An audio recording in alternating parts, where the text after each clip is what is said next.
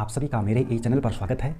जैसे कि आप लोग जानते हैं, मैं इस चैनल के माध्यम से एग्रीकल्चर से संबंधित उपयोगी वीडियोज़ लाते रहता हूं और आज भी जो है मैं प्राकृतिक खेती से संबंधित जानकारी दूंगा। और प्राकृतिक खेती क्या है, आखिर आज हमें प्राकृतिक खेती करने की क्यों ज़रूरत पड़ रही है, आखिर क्यों इस पर जो है हमारी सरकारें और कृषि वैज्ञानिक जो है प्राकृतिक खेती पर जोर दे रहे हैं और क्यों आज हमें इस केमिकल फार्मिंग यानी रासायनिक खेती को छोड़ने की ज़रूरत पड़ रही है। तो इन सब पर जो है विस्तारपूर्वक चर्चा करेंगे। अगर आप भी मेरे इस चैनल पर नए जुड़े हैं तो चैनल को अवश्य सब्सक्राइब कर दीजिएगा ताकि एग्रीकल्चर से संबंधित उपयोगी जानकारी जो है अन्य किसान भाइयों तक भी पहुंचे।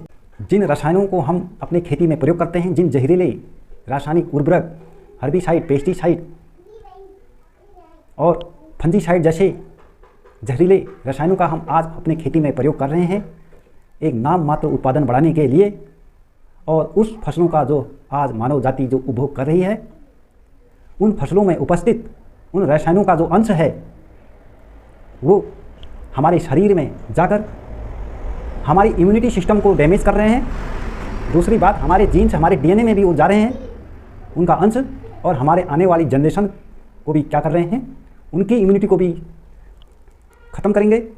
उनमें जो रोग रोधिता जो होनी चाहिए वो नहीं होगी और उनमें बहुत सारे विकार उत्पन्न हो सकते हैं। और इतना ही नहीं, हमारे पर्यावरण पर भी इसका जो है बहुत तेज़ी से दुष्प्रभाव पड़ रहा है। इन केमिकल, इन रासायनिक खादों के कारण हमारे देश में 1966-67 में जो है हरित क्रांति की शुरुआत हुई। उससे पहले जो है जनसंख्या वृद्धि के कारण भुखमरी जैसे हालात उत्पन्न हो रहे थे। तभी हमारे वैज्ञानिक ने हरित क्रांति को जन्म दिया। हरित क्रांति में मुख्यतः गेहूं और धान की फसल के उत्पादन पर ज़्यादा जोर दिया और गेहूं और धान के उत्पादन को बढ़ाने के लिए उस पर वैज्ञानिकों ने काम किया और नई नई गेहूं और धान की जो है उन्नतशील किस्मों का विकास किया। विदेशी किस्मों से जो है देशी किस्मों को जो है क्रॉस करा के उनसे नई नई अधिक उत्पादन देने वाली किस्मों का विकास किया। तो इस तरह से हमारे कई गुना जो है हमारे पारंपरिक जो बीज थे उनसे कई गुना ज़्यादा उन्नतशील किस्मों से जो है हमारे देश में गेहूं का और धान का उत्पादन में वृद्धि हुई।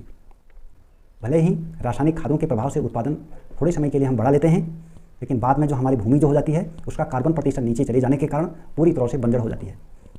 और अगर हम नेचुरल फार्मिंग करें, प्राकृतिक खेती करें, तो उसका प्राकृतिक रूप से हमारी खेती का, हमारी मिट्टी का उर्वरक क्षमता बढ़ती जाती है दिन रात। और हमारा जब उर्वरक क्षमता जब खेती का बढ़ेगा तो नेचुरली रूप से जो है हमारे फसलों की गुणवत्ता तो बढ़ेगी और उत्पादन भी बढ़ेगा। तो इस प्रकार हमें जो है प्राकृतिक खेती की ओर लौटने की सख्त ज़रूरत है। हमें रासायनिक खेती को छोड़ने की भी सख्त ज़रूरत है और प्राकृतिक खेती को अपनाने के हमें उसको प्राकृतिक खेती की ओर बढ़ने की ज़रूरत है। हम शायद अपने मानव जाति के लिए, भविष्य के लिए अपनी खेती को सुरक्षित नहीं रख पाएंगे। आने वाली पीढ़ियाँ भी हमें जो है दोष देगी, क्योंकि हमारी खेती उन जो जहरीले रासायनिक खादों के प्रभाव से हमारी जो मृदा उर्वरक क्षमता जो धीरे धीरे खत्म हो रही है, उनका जो कार्बन प्रतिशत जो है 0.5 से नीचे चले गया है, जा रहा है। और जिन भूमि का कार्बन प्रतिशत 0.5 से नीचे चले जाता है, जिस मिट्टी का, वो बंजर भूमि कहलाती है। तो आज हमारी जो है हमारे देश में जो है इन रासायनिक खादों के प्रभाव से हमारे खेत बंजर होते जा रहे हैं और इसी कारण हमें जो है प्राकृतिक खेती की ओर जो है बढ़ने की ज़रूरत है। तो प्राकृतिक खेती क्या है? जैसे नाम से विदित है, प्राकृतिक हमारी जो खेती है, जो खेती का उत्पादन जो बढ़ता है वो प्राकृतिक रूप से बढ़ता है। नेचुरली रूप से जो है हमारा खेत की जो मिट्टी है उसकी जो उर्वरक क्षमता है वो प्राकृतिक रूप से बढ़ती जाती है। उसमें जीवाणु, सूक्ष्म जीवाणु, लाभदायक जो जीवाणु हैं और किसान का जो मित्र कहे जाने वाला केचुआ है, उसकी वृद्धि जो है बढ़ती जाती है और हमारे जो मिट्टी की जो उर्वरक क्षमता है उसमें वृद्धि होती है और हमारा अल्टीमेटली जो है उत्पादन बढ़ता है। और उत्पादन ही नहीं, हमारे जो फसलों का जो है उसकी गुणवत्ता भी जो है बढ़ती है, गुणवत्ता में भी सुधार होता रहता है। और जब इसके विपरीत हम जब रासायनिक खेती करते हैं, रासायनिक उर्वरकों का प्रयोग करते हैं और जब हम अपने फसलों में पेस्टिसाइड, हर्बिसाइड, फंजीसाइड और उर्वरकों का छिड़काव करते हैं तो हमारे खेत की जो मिट्टी की जो उर्वरक क्षमता है वो घटती जाती है, बढ़ती नहीं है। तो आज अगर हम अपने खेतों की मृदा जांच करें तो हमारे जिन खेतों में हम रासायनिक उर्वरकों का प्रयोग करते हैं उन खेतों में आपको ये पाया जाएगा कि उसमें जो कार्बन प्रतिशत है, अगर मृदा जांच की जाए, कार्बन प्रतिशत देखा जाए तो 1% से नीचे चले गया है। और कहीं कहीं जहाँ पर रासायनिक खादों का अत्यधिक उसका प्रयोग हुआ उन खेतों में जो है 0.5 से भी नीचे चले गया कार्बन प्रतिशत। हमारे वैज्ञानिक भाई कहते हैं जिन खेतों का कार्बन प्रतिशत 0.5 से नीचे चला गया हो वो खेत जो है, वो भूमि जो है पूर्ण रूप से जो है बंजर भूमि कहलाती है, यानी कि वो बंजर भूमि की श्रेणी में आती है।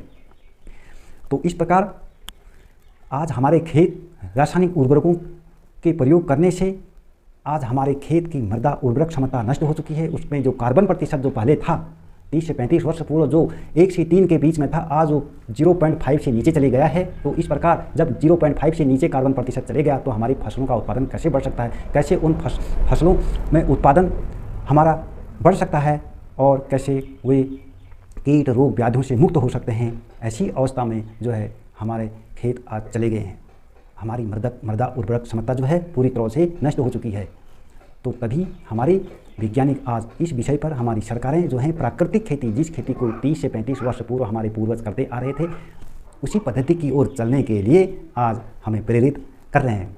तो हमें पुनः प्राकृतिक खेती अपनाने की ज़रूरत है। अगर हम प्राकृतिक खेती की ओर नहीं बढ़ते हैं, इस दिशा में बढ़ने के लिए हम नहीं सोचते हैं, हम अगर रासायनिक उर्वरकों का प्रयोग करते जाते हैं तो शायद एक दिन हमारे भूमि, हमारे खेत, हमारी मृदा उर्वरक क्षमता पूरी तरह नष्ट हो जाएगी और उनका कार्बन प्रतिशत 0.5 से नीचे स्तर चले जाएगा और हमारे खेत पूर्ण रूप से बंजर हो जाएंगे।